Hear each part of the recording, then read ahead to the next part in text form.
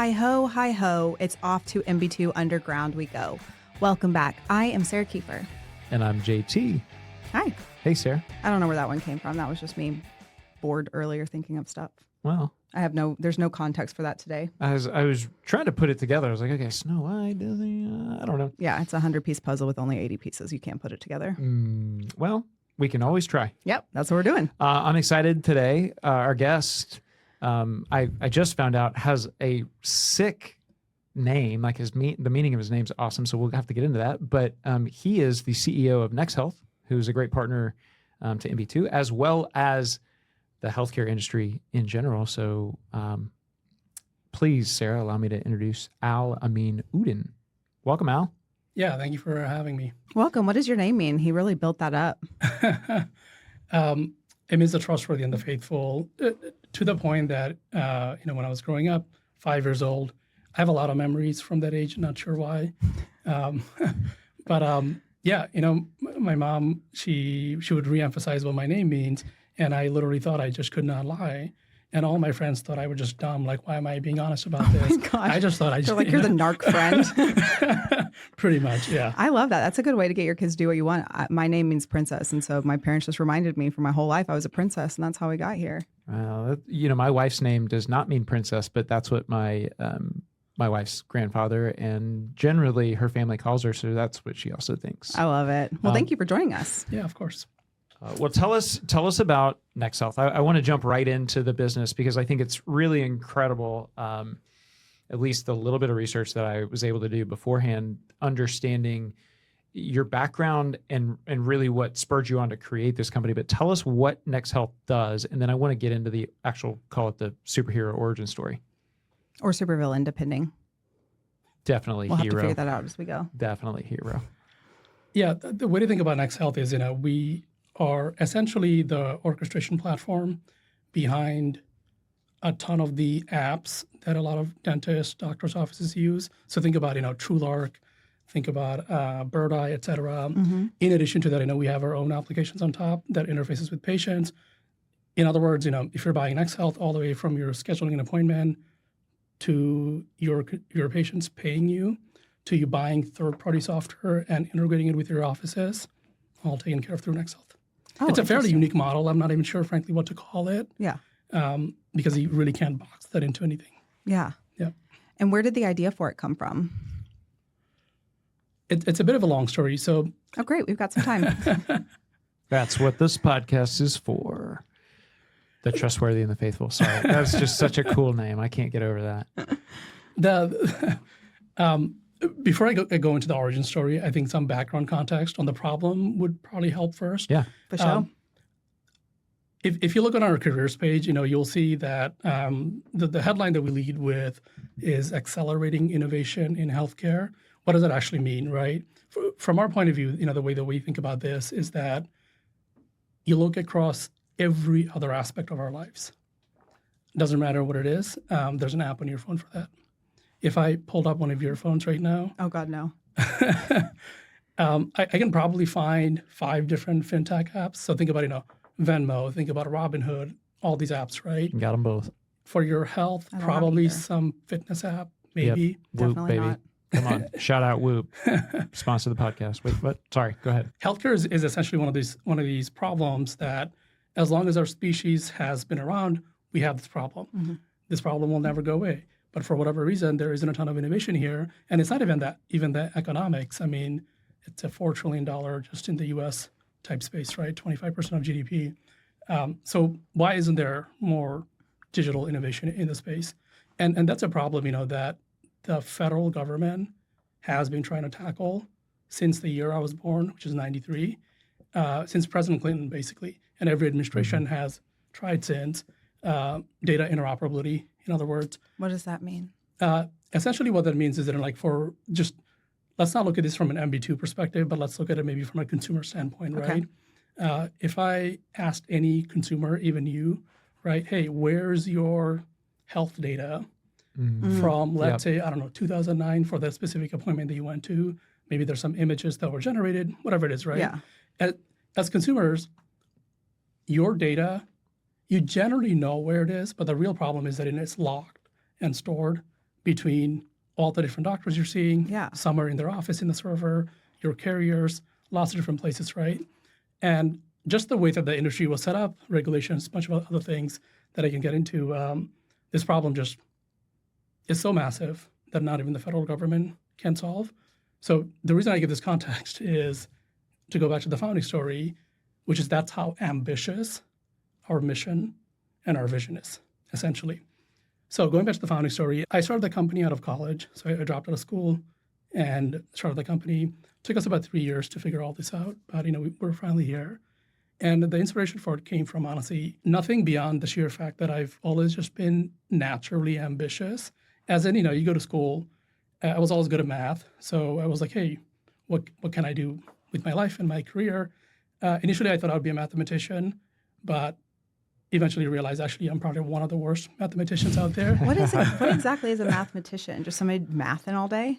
Pretty much, Well, yeah. you can go into like being an actuary. Were you in the Mu Alpha Theta Well, so What is Mu Alpha Theta? math club? Oh.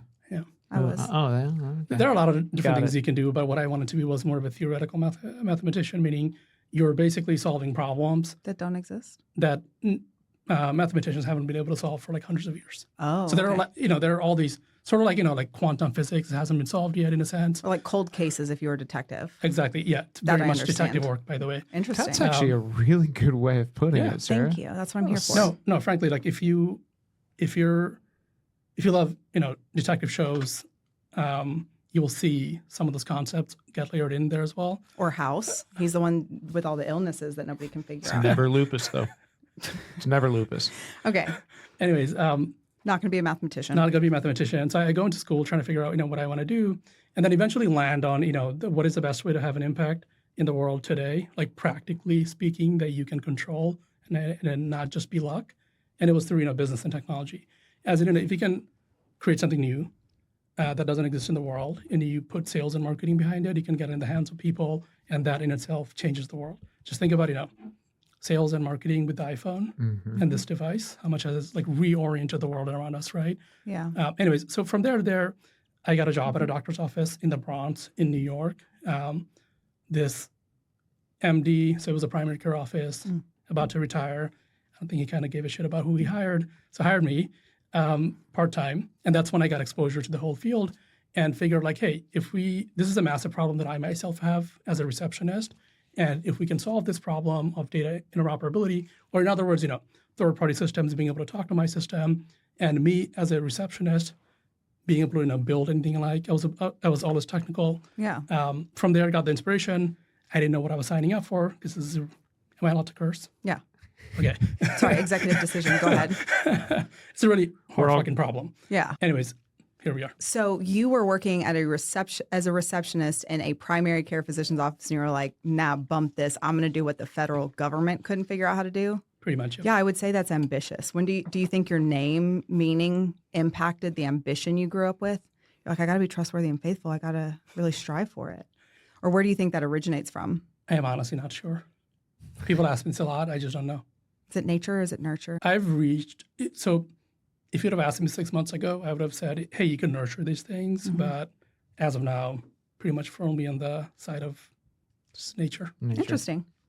So NexHealth takes, I want to go back to, you brought up something that's really intriguing to me, which is my health data and where it exists. Yeah, because you said you probably know. I don't know. That's where I'm going with this, which is like now my doctor's office or the hospital and the system that I am in, I would say, or tied to, like I can go and see some of my test results from 5 years ago or whatever it might be. But honestly, I've got health data all over the place. I have no idea who's got it, where it is, and frankly, what it's being used for. Yeah. So is that how they're going to clone us? Did you see that thing on gene editing? They just edited a infant's gene and cured a uncurable disease or something. Whoa. Okay. No, I mean, we have vendors that approach us. I don't want to name them, but think of the large pharma companies about solutions we can provide for them. So yeah. The data that we help unlock, not only does it help just drive more innovation like apps and services you can use, but also just overall better care. Better care in the sense that it helps these pharma companies produce better medicine, better drugs, they get to it faster. They understand at a local level what's actually happening to, let's say, patient base in New York City as an example, right? The part of the reason this is such a hard problem and the federal government tries to solve it is because at a fundamental level, sure, it's regulation, but just having more innovation, like unlock and access to that data for innovators, engineers, founders, Yeah. it'll drive a ton of efficiency in the whole system. So that data is, a ton of patient data, right? Health data. I have to imagine the security built around the organization is incredible. How Yes. long did that take, or has it taken to get to a point where you're comfortable, not vendors, but clients and customers are comfortable? Like that seems like probably as big of an undertaking as it was to build the organization itself. Oh yeah, I mean, what I shared earlier that it took us about 3 years to figure all this out. One of the reasons is because, at least in the tech world, there are a lot of off-the-shelf tools you can just buy and build your product off of. So Amazon has AWS, right?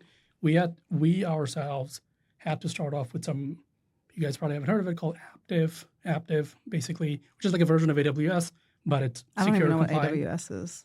Am I supposed to? What? Amazon Web Services? Oh, yeah. Oh man, that's okay. You know what, Sarah? Let me take that back. It's called Amazon Web Services, and Thank they you. host a whole bunch of things and do. Yeah, a most whole people bunch. don't know what that is. Actually, I should probably explain. Thank you. Our listeners were literally just asking. I was Yeah. just trying to be nice. No, totally. It's basically, like back in the day, if you wanted to build a software company, you had to go build your own data center. So as in like, have you ever seen the show Silicon Valley? Mm-hmm. You know how they have the servers in the garage, I believe, in Yeah. that show, right? What Amazon does and a lot of these companies like Google, Microsoft, is they'll let you rent a part of their servers, Got it. essentially. That makes sense. And that makes it really easy. You can just go on a website, sign up, and build whatever you like. We just couldn't do that ourselves. So building in this space is super difficult. And like we had to basically take care of all that work for the next set of developers. And one of the things, that, frankly, that makes me really happy these days, do you all know what YC is, by any chance? YC. I think you can probably just assume we don't Okay, all right. with any of the questions. So they're an early stage venture capital firm out of San Francisco. They're legendary. Think of companies like Airbnb. Think of companies, really like a lot of the newer companies out Yep. there, all came out of them. As we speak, in a lot of their newer cohort of startups, they're building on top of our platform. And what took us 3 years, they got there in about 2 to 3 months. Oh wow. Okay, show offs. Yeah, like I said, I'll be humble bragging a lot in this I podcast. mean, so did you like when you think about? Again, I like math. I think I'm okay with numbers, but I am not. I can't engineer something. So taking this problem that you see with the data, saying how do I build something that solves this problem? Was that you doing it? I mean, obviously you came up with the idea, but like then are you physically the guy that was yeah. doing it? And then My co-founder and I, so I have a co-founder who's extremely technical. Mm-hmm. Like one of those technical guys that can make eye contact. It's like Pat. I love you, Wally. Just kidding, Pat. Just kidding. Just making sure you're awake, buddy. Yeah, I mean, honestly, like the initial version of the product, getting our first set of customers, we had to do it ourselves, both of us together, to the point that we were in New York City at that time. Now we're in San Francisco. We would actually like go into the office, go into their server, tinker around it, and try to build something. Basically, Okay. yeah. It reminds me of being a kid and playing with Legos. Like I'm just gonna pour them all out and just see what I can make. Yeah. Except, It didn't feel that fun at that time. yeah, I bet. But yeah. Do you drink coffee? I do a lot of coffee. Okay. I was going to say it's either coffee or energy drinks, I'm assuming, to keep you up to be like, okay, how do we put the framework here and do that? Yep. Yeah, I've started frameworks. drinking coffee since I was like 19. It's pretty bad. So Yeah. I want to take this. I don't know that I expected to take it this direction when we sat down, but you've got a really interesting kind of origin story, founder story, not dissimilar to having an idea like Dr. V did here at MB2. Over time, we brought on a partner, an outside investor, right? Sentinel Capital came on in 2017. How was NexHealth started? Like, did you start with funding? Did you bootstrap it? Like, what's that looked like, and where are you stage-wise, like organizationally, in the life of a tech startup? Where are you? Tell us about that. Where are you? Yeah, I would say no. Like we're at a point of maturity now where board members will text me about getting bankers to start thinking about IPO. To be clear, not. Yeah, sure. Hey, by the way, disclaimer, any isn't where you want IPO to talk, announce that? this is not a forward-looking statement. This is complete conjecture and hypothetical conversation. Yes, 100%. So we're at that level of maturity, but on the other hand, they're like founding. So for a bit of context, my co-founder and I, we grew up in New York, and we come from poor immigrant families, to the point that we went to public colleges primarily because we just couldn't afford it, basically. So starting the whole thing, it was essentially not paying ourselves anything. Right. If you've been to New York, it used the New York metro system for everything. There was a point where we couldn't even afford those cards. Oh, no kidding. So yeah, like it took a lot to just build a 0-to-1 version of this. Right. And then once we got a few customers, we had the proof point. It basically went from kids go back to school, you guys are idiots, this is not going to work. Which, by the way, like if I were an adult at that time, I would have said the same thing. Yeah. Thank goodness you weren't though, right? Yeah, but, I mean, being naive, frankly, as long as you're smart, helps a lot, I would say. From there to one of our early investors that I would say sort of changed the trajectory, Adam Lin, who comes from the healthcare world, and it's a little bit ironic because the healthcare experts are the ones that said it wasn't going to work. He took a bet. I'm sure his assumption was that they'll change their mind in this ambitious sort of direction they want to go in. To this day, I think he tells me this, but we've been on the same path and the same strategy since founding. That's amazing. Cool. Yeah. What are you excited about next? Next, if you will. Get that? Okay. Sorry. Go ahead. I did. Thank you. It's a play on the name. Yeah. Yeah. Okay. Cool. Yeah. I have a whole story on the name as well, but Yeah. Let's do that one Oh, next. yeah. Well, hang on. Yeah, we need to come to that because we get asked about our name all the time, even from dentists who are like, okay, tell me about MB2. yeah, I am curious actually. Ah. Sorry, we're going off for tangents, but just to answer your question here, I would say two things probably. One would be the potential to go global in the next couple of years. And the second thing, and by the way, I know there was a question about my hobby. I don't really have any hobbies beyond just playing around with technology, like whatever's at the leading edge. The second thing would be AI. And have you all ever seen that chart, administrator growth rate versus physicians in the US? No. So it's an insane graph that basically shows since I believe the 80s, the number of clinical providers. So think about the people at the office or the hospital that actually deliver care versus all the people around them that just support them. So it could be from your front desk receptionist to billing to the people that haggle with insurance carriers.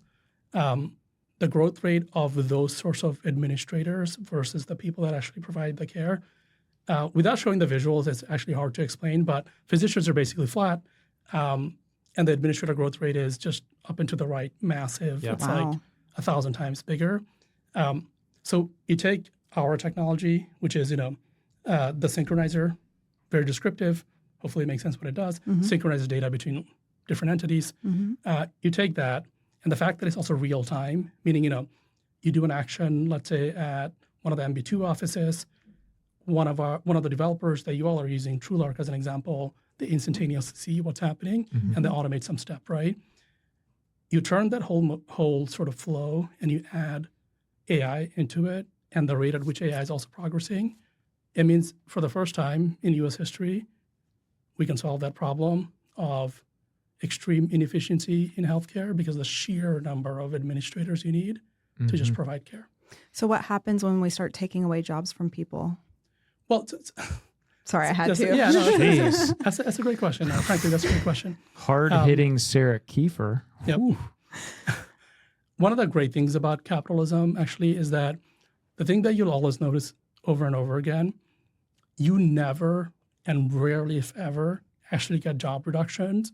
What you instead get is a boom in that industry because more things are possible. Oh, So yeah. in fact, like my thesis, Like re-energizing. exactly. My thesis is that, there aren't a lot of, as an example, new dental offices that get started. MB2, I'm sure almost all of your offices are existing offices that the companies, decided to bring into the fold, right? Why is it there are new dental offices don't get started? As an example, because it's hard to hire staff, the number of people you need, paying them, payroll, all those problems, right? Either get automated or they don't exist. So what ends up happening, from my point of view, is that if you have one office hiring, let's say, 5 people, you instead get 2 offices, so more availability for patients in more neighborhoods. Mm-hmm. You got 2 offices with the same number of people. Mic drop. That was a really good answer. Yeah. I thought I'd stump you on that one. Yeah. You know what's wild is I want to go back to your graph. Like I hadn't thought about that, but I bet like largely, I'll say back in the day, you're probably looking at one administrator for one clinician, right? Because you have a front desk person that's taking appointments, that's going sending somebody back, and that just grows. Like that's actually really, really incredible and interesting. Yep. Tell us about the name. Yes, please. So the really, really ironic part about our name Is it that, misspelled? Should it be next? I'm just kidding. I'm just kidding. No. So it was a placeholder actually, as in what I wanted to name it was Nexus.com. Okay. Of course, that domain name is not available. I was about to say, that's a thing, right? Yeah. So Nexus means just connection of many things. It's like the the nexus point of something. Yes. And what we are today actually for the dental industry is we are that central sort of connecting Yeah, point that's cool. for the whole ecosystem. That didn't exist. So the GoDaddy suggestions, anyways, yeah. And it stuck and it works. So That's cool. I changed it, yeah. If it ain't broke. Yeah. But it's not. I mean, I know you said for the dental industry, but I mean, NexHealth expands beyond, right? I mean, because theoretically, it should connect dental to medical to Specialty. pharmacy, like you name it. It's everything wrapped up. Yes. Well, that's cool. So MB2, real quick, the name is the mesial-buccal 2 canal. Apparently, nobody in this room's a dentist. Endo term. It's an endo term, and it's a canal that's really hard to find. So Dr. V and the early partners, when they had to come up with the name, they're like, oh, well, we kind of like, we find you, you don't find us. And so they thought it was funny. It's kind of an inside joke, but it has stuck. And it wasn't quite on the GoDaddy suggestions, but it's not far off from that. Yeah, I mean, honestly, it's a good name. It's pretty easy to pronounce. Remember? Yeah, that's true. Yeah. I don't think I learned what it meant until I was up here like 3 years. And I remember asking pretty early on, and they were like, I don't know what to tell you. I was like, okay. I was not confident telling that because I'm not a dentist until I finally said, I mean, I must have heard it 4, 5, 6, 7 times. And I was like, okay, finally, I'm going to say it. And I said it in front of a dentist. They're like, oh, yeah, that makes sense. I'm like, okay. Thank God. My story checks out. Oh, I didn't know if I was getting punked or not. Do you all ever feel imposter syndrome talking to all these dentists? Absolutely not. Yeah, no. Yeah, literally every day. Yeah. I do, I honestly. feel imposter syndrome Yeah, sitting here, yeah. but there's no cameras or mics. We're all just hanging out. You know, part of what I do is I tell these, prospective partners, I'm not a dentist. Like, I'm going to tell you all about the business and how we support our partners, but you've got to go talk to some Yep. of our partners. Like, that's really where it makes sense. So maybe I get to shield myself from that, but I don't, thankfully. Yeah. Before we wrap up, is there anything that you wanted to touch on that we didn't get to? I don't think so. However, the note that I guess I'll leave the audience on is that this is a fairly pivotal moment. I want to say, not exaggerating here, in the history of the world, in a sense, where one of the things that I've noticed throughout the industry is that there's a persistent staff problem every year, over and over again. The whole world, the global system that we have, is decoupling as we speak. Your prices of physical goods, meaning, the gloves you use to the hardware you use to serve your patients, come Q1 of 2025, they will go up, right? At the same time, though, the other fascinating thing is that technology is changing so much with AI and now the NexHealth synchronizer that so much more is possible in terms of automations, saving time, saving money, saving cost, actually running your offices. We have a customer in New York that actually doesn't even have staff members. Whoa. Yeah.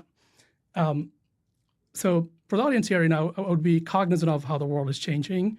And obviously I'm biased here, but I would really hard lean into technology. I like it because I think one of the things we typically ask that I'm sorry, I forgot, is what advice would you give to any of our listeners, whether that's, mentorship you got from somebody early on in your career that you've taken with you, or something that's like an actionable for our listeners. And I think that's a good one. Technology can be scary because it can be hard to understand, but getting ahead of the game is important when things are shifting the way they are. Exactly. Couldn't say it better. Thank you. You guys nailed it. Well, Al, thanks for coming on. This has actually been really, really cool and really interesting. Yeah, we'll have to have you back next time. Yeah, of course. Hey, and next time we can talk about quantum computing, because I actually I'll need to would sub that love day. I'm to unavailable. ask you about that. But MB2 Undergrounders, we have reached the conclusion of our latest episode with NexHealth CEO Alamin Uddin. We appreciate you guys joining, and look forward to talking with you guys next time. See ya.